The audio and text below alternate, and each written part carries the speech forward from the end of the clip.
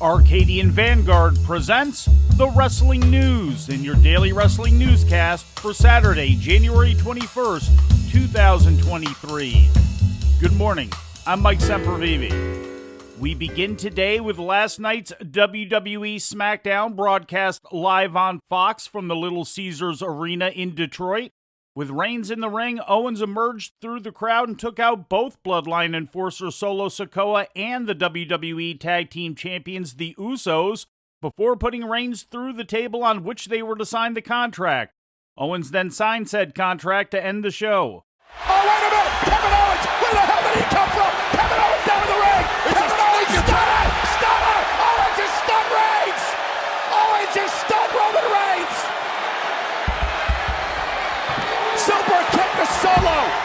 Here come the Usos trying to drag Kevin Owens out of the ring! Here come the cavalry, but perhaps seconds too late! The damage perhaps already done! Super kick! Kevin Owens with another one! Kevin Owens standing tall!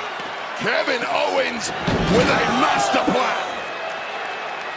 Owens stunned the champion!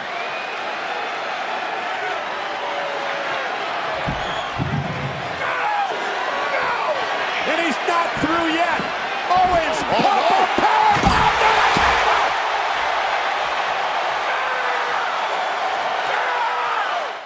The show featured the 4 opening matches of the tournament to determine the number 1 contenders to the SmackDown Tag Team Championship, with Drew McIntyre and Sheamus beating the Viking Raiders, Hit Row defeating Los Lotharios, Giovanni Vinci and Ludwig Kaiser topping Butch and Ridge Holland, and Legado del Fantasma going over the Maximum Male Models.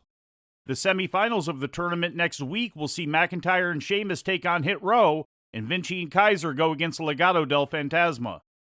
Also on the show, the Firefly Funhouse made its return for the first time since the return of Bray Wyatt to WWE, with Wyatt using the segment to hype his Pitch Black match against LA Knight scheduled for the Royal Rumble. I hope you're satisfied. I hope you understand. You are the one that opened the door. And now, whatever comes through it is your problem. See you at the Royal Rumble. Bye! Have a nice day! Just one day prior to the SmackDown taping, the Little Caesars Arena had to be evacuated due to an ammonia leak in the basement, according to the Detroit News.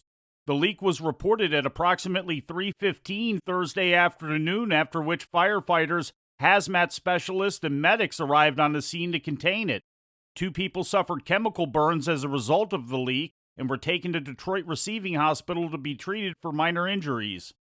No event had been scheduled to take place at the arena on the day of the leak, and the next event to be held there was the SmackDown taping the following day.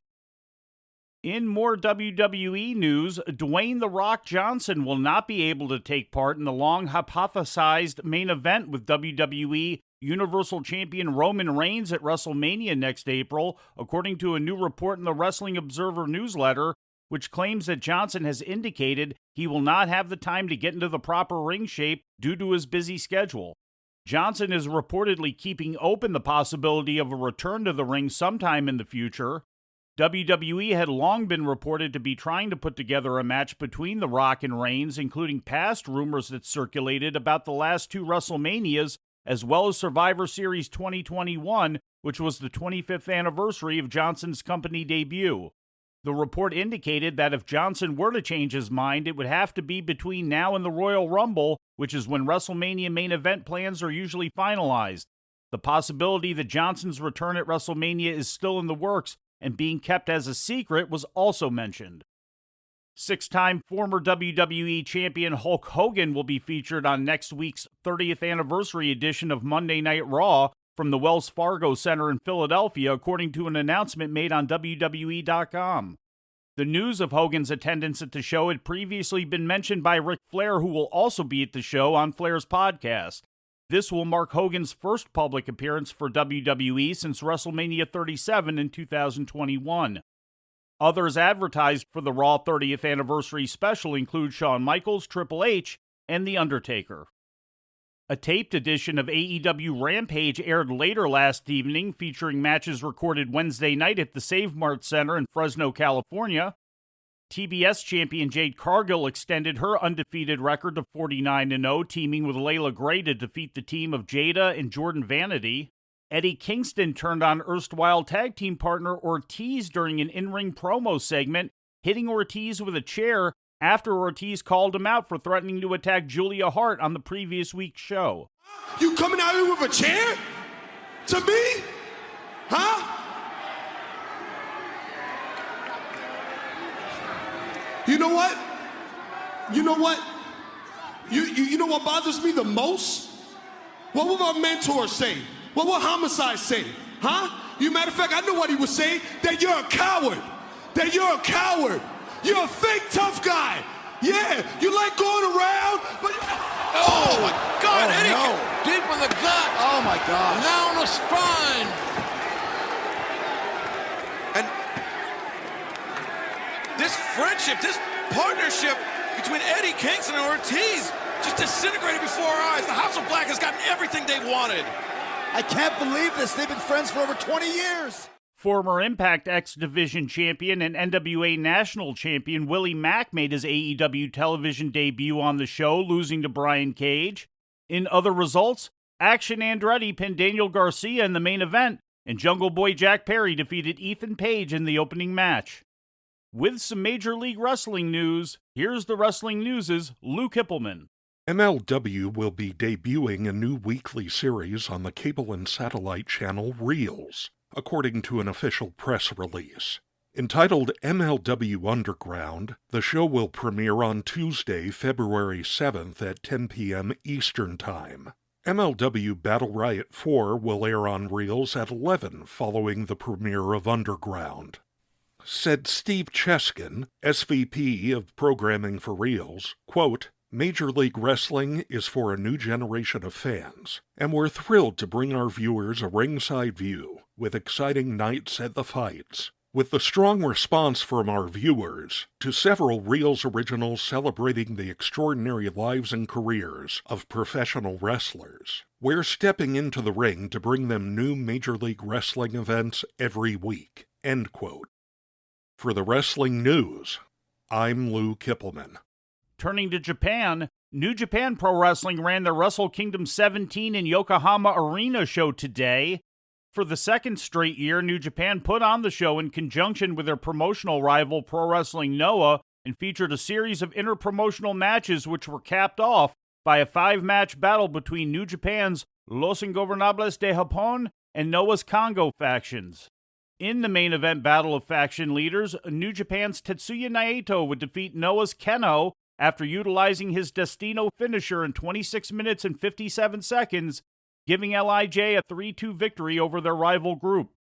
Shingo Takagi defeated Katsuhiko Nakajima, and Hiromu Takahashi topped Hajime Ohara for LIJ's other 2 victories, while Kongo's 2 wins came via Manabu Soya defeating Sanada and Tadasuke defeating Bushi. After the main event, Keiji Muto, who was providing Japanese-language commentary, slid into the ring and challenged Naito to be his last opponent when he wrestles his final match on February 21st at the Tokyo Dome.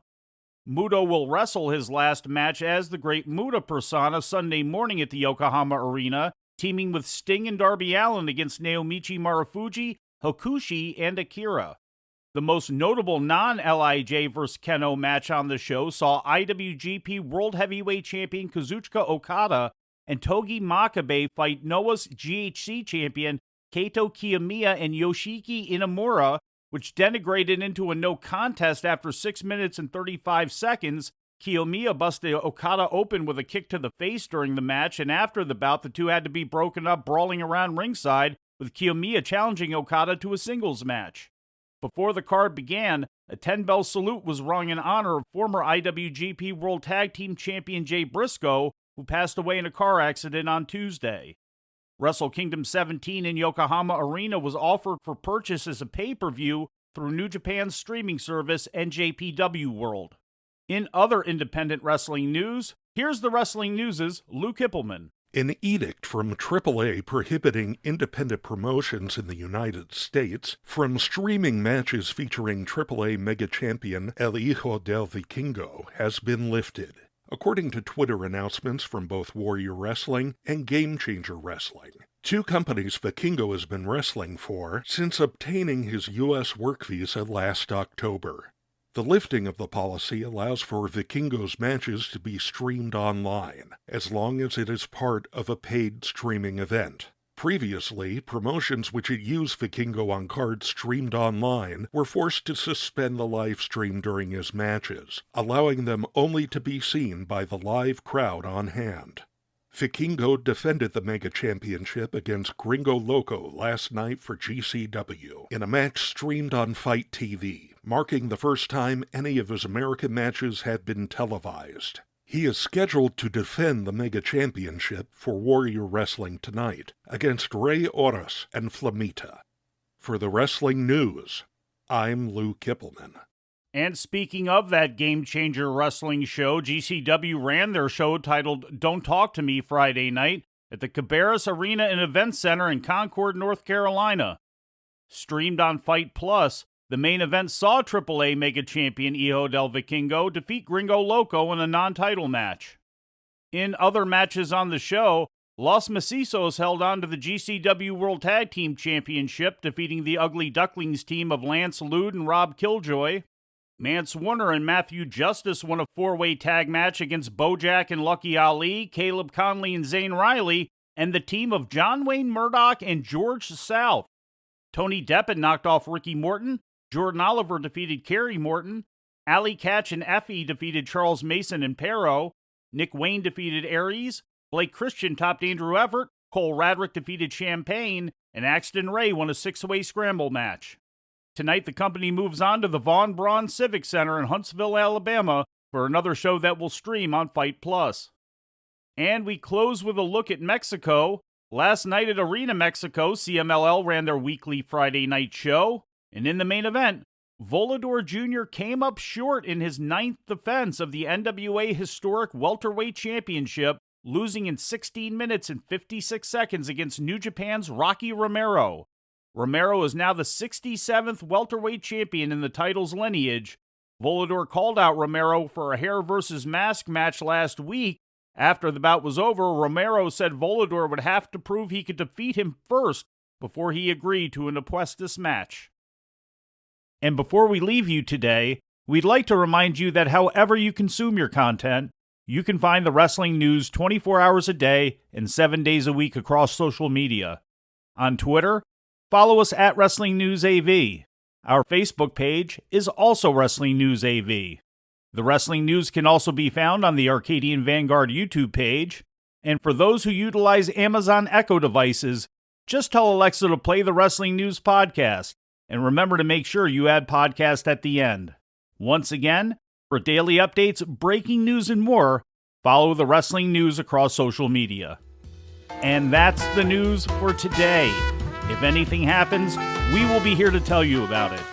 No clickbait, no paywall, just the Wrestling News. The Wrestling News is a division of Arcadian Vanguard, and the Wrestling Newscast is a production of the Arcadian Vanguard Podcast Network.